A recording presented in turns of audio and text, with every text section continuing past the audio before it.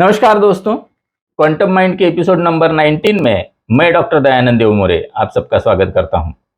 दोस्तों, हमने इससे पहले देखा है कि लॉ ऑफ अट्रैक्शन दो चीज़ों के लिए इस्तेमाल किया जाता है। पहली चीज़, मेरे लाइफ में ऐसे हो रहा है, मुझे ऐसे नहीं ऐसे चाहिए, मतलब कुछ बदलना हो तो लॉ ऑफ अट्रैक्शन का यूज़ किया जाता है। और दूसरा ऑप्शन ये होता है कि मुझे कुछ बदलना नहीं है, मुझे ये नए से चाहिए। तो इन दोनों चीज़ों के लिए लॉ ऑफ अट्रैक्शन यूज़ किया जाता है। प्रॉब्लम्स को क्योर करने के लिए क्या करना पड़ेगा? सबकॉन्शियस माइंड में जो नेगेटिविटी है उसको निकालना पड़ेगा। और नए से अगर कोई चीज़ हमें चाहिए तो उसके लिए जो मेथड्स यूज़ की जाती हैं उन्हें बोलते हैं मैनिफेस्टेशन की मेथड्स। तो आज हम मैनिफेस्टेशन के मेथड्स के बारे में बात करने वाले हैं, क्योंकि आज तक आपने बहुत से वीडियोस देखे होंगे कि आपको 48 घंटे में ये मिलेगा, 21 डेज में ये मिलेगा।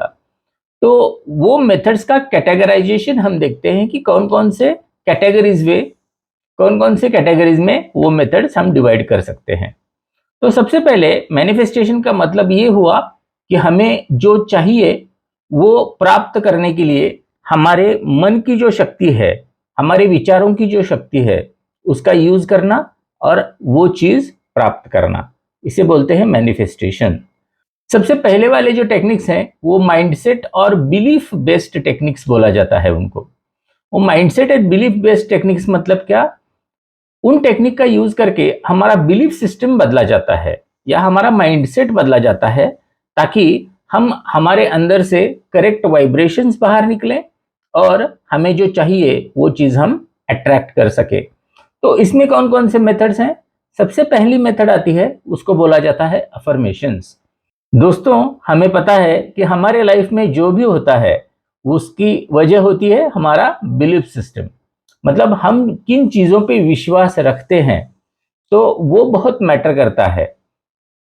और वो चेंज करने के लिए हम शब्दों का प्रयोग कर सकते हैं, और शब्दों का प्रयोग करने के लिए हम अफर्मेशंस का यूज करते हैं। अफर्मेशंस ये बहुत टाइप के होते हैं। ये एक वाक्य होता है जो हम हमारे इच्छा के अनुसार बनाते हैं। इसको बनाने के बहुत सारे तरीके हैं, इसको इस्तेमाल करने के भी बहुत सारे तरीके हैं।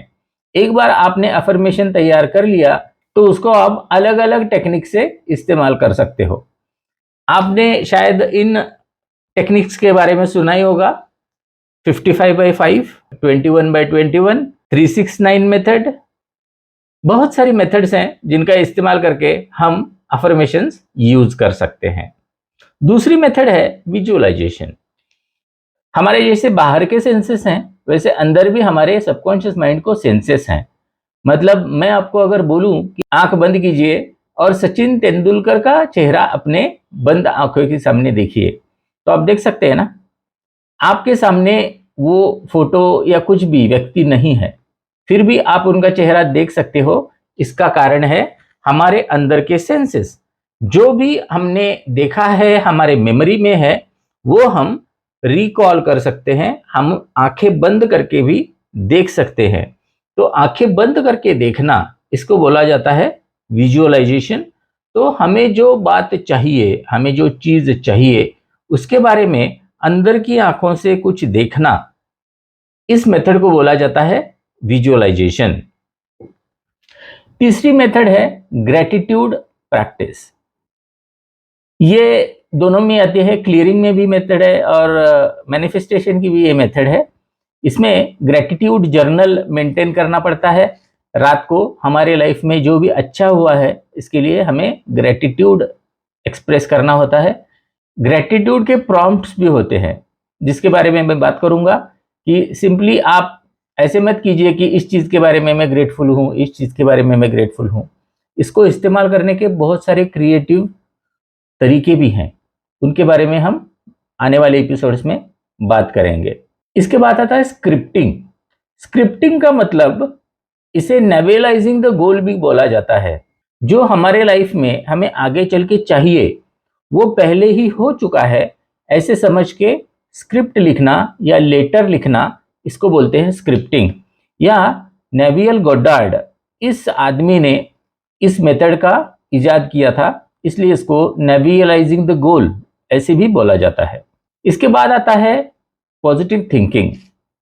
जो भी नेगेटिव थॉट्स अपने दिमाग में आ रहे हैं उनको कैसे कैंसिल करना है और पॉजिटिव थॉट्स से उनको कैसे रिप्लेस करना है, इन मेथड्स को बोला जाता है पॉजिटिव थिंकिंग के मेथड्स। इसके बाद आती हैं energy and vibration based techniques. पहले हमने देखा कि बिलीफ को चेंज करने वाली टेक्निक्स। दूसरे कैटेगरी में आती है हमारी एनर्जी और वाइब्रेशन चेंज करने वाली टेक्निक्स। इसमें सबसे पहले है मेडिटेशन। मेडिटेशन के बहुत से टाइप्स हैं, सैकड़ों हजारों टाइप्स हैं। तो मेडिटेशन मतलब क्या होता है, इससे क्या होता है? ऑफ कोर्स मेडिटेशन करने से हमारे आजू बाजू की जो एनर्जी है वो पॉजिटिव होने लगती है, इसलिए मेडिटेशन को इस कैटेगरी में रखा गया है। मेडिटेशन में अगर हम विजुअलाइज करते हैं तो वो अलग मेथड हो गई, लेकिन सिंपली मेडिटेट करना मतलब ये हमारे आजू बाजू की नेगेटिविटी को कम करने के लिए होता है। तो पहली मेथड है मेडिटेशन करना। दूसरी मेथड है एनर्जी क्लियरिंग। एनर्जी क्लियरिंग के लिए जैसे रेकी और स्मजिंग बोला जाता है इसको, इन मेथड्स का यूज करके हमारे आजू बाजू की एनर्जी क्लीन की जाती है। इसके बाद आता है चक्रा बैलेंसिंग। चक्रास मतलब हमारे बॉडी में 7 ऐसे सेंटर्स हैं जो जिनको एनर्जी सेंटर्स बोला जाता है या फिर एनर्जी के ब्रीदिंग सेंटर्स बोला जाता है, जिनको चक्रास भी बोला जाता है। हर एक चक्र हमारे लाइफ के एक सेक्टर के लिए जिम्मेदार होते हैं, तो उनकी एनर्जी बैलेंस करके हम वो एनर्जी बैलेंस कर सकते हैं। मतलब फॉर एग्जाम्पल हमारा अनाहत चक्र लव एनर्जी के लिए होता है। अगर अनाहत चक्र ब्लॉक होता है या अनबैलेंस होता है तो वो आदमी किसी से लव एनर्जी शेयर नहीं कर सकता और उससे भी कोई प्यार नहीं करता, तो इससे बहुत से प्रॉब्लम्स होते हैं। तो इसको ओपन कैसे किया जाए? तो इस तरीके से 7 चक्र हैं, उनके कार्य अलग अलग हैं, उनको बैलेंस करके क्या होता है उसके बारे में भी हम आगे चल के बात करेंगे। तो चक्रा बैलेंसिंग एक एनर्जी क्लियरिंग की टेक्निक है। इसके बाद आता है साउंड हीलिंग। साउंड हीलिंग मतलब सिर्फ साउंड क्रिएट करके कुछ पाना। हमारा डीएनए जो है वो डीएनए सिर्फ साउंड एनर्जी को रिस्पॉन्ड करता है। साउंड एनर्जी में इतनी एनर्जी होती है कि वो डीएनए को बदल सके। तो साउंड का यूज करके डीएनए को बदलना और हमें जो चाहिए वो प्राप्त करना, इसको बोलते हैं डीएनए हीलिंग मेथड्स या फिर साउंड हीलिंग मेथड्स। उसके बाद आती है ईएफटी। इसको इमोशनल फ्रीडम टेक्निक्स बोला जाता है। ये भी एनर्जी पे वर्क करने वाली प्रोसेस है, इसके बारे में भी हम विस्तार से बाद में बात करेंगे। इसके बाद आते हैं एक्शन ओरिएंटेड मेथड्स, मतलब जिन मेथड्स में एक्शन इन्वॉल्व है। इसमें सबसे पहले होता है गोल सेटिंग। दोस्तों हमें जो चाहिए वो हमें परफेक्टली पता होना चाहिए। ये पहला प्रिंसिपल है लॉ ऑफ अट्रैक्शन का। अगर आप कंफ्यूज हो आप जो चाहिए उसके बारे में, तो आपको वो चीज़ कभी नहीं मिलेगी। तो इसके लिए सबसे पहले इंपॉर्टेंट चीज़ क्या है? Goal setting. तो goal setting action oriented techniques में आता है। पहला टेक्निक है गोल सेटिंग। बाद में आता है विजन बोर्ड बनाना। जो हमें चाहिए उसके विजुअल्स एक बोर्ड पे हम कोलाज के फॉर्म में लगा देते हैं, उसको बोलते हैं विजन बोर्ड्स। और इसके बाद लास्ट वाली टेक्निक एक्शन ओरिएंटेड में आती है, वो है रूटीन क्रिएट करना। मतलब आपका जो भी गोल है उस गोल से रिलेटेड एक रूटीन क्रिएट किया जाता है। सुबह उठ के पहले क्या करना है, उसके बाद क्या करना है, सोने से पहले क्या करना है, ये रूटीन को डेवलप करना, ये भी एक्शन ओरिएंटेड टेक्निक्स में आता है। उसके बाद आते हैं स्पिरिचुअल टेक्निक्स। तो स्पिरिचुअल और मेटाफिजिकल टेक्निक्स में आते हैं प्रे करना। प्रे करना मतलब इसमें प्रॉपर रिलीजियस टेक्निक्स होते हैं, जैसे कि भगवान के सामने प्रार्थना करना या फिर मंदिर मस्जिद गुरुद्वारे में अपने अपने तरीके से प्रे करना। उसी में क्रिस्टल हीलिंग भी आता है। ऐसे बोला जाता है कि अगर हम किसी क्रिस्टल पे हमारा इंटेंशन डालते हैं, वो एनर्जी डालते हैं, तो वो एम्पलीफाई हो जाती है। तो क्रिस्टल हीलिंग भी इसी में आता है। और इसमें लास्ट वाली टेक्निक है स्पिरिचुअल में एस्ट्रोलॉजी का यूज करना। एस्ट्रोलॉजी से अगर आपको कोई किसी ने एडवाइस दिया है तो उस एडवाइस के बेस पे काम करना। उसके बाद बहुत से सिंबल्स का यूज करना। हमें जो चाहिए वो चीज पाने के लिए सिंबल्स का यूज करना। तो इन सिंबल्स में आते हैं रून्स, मंडलाज।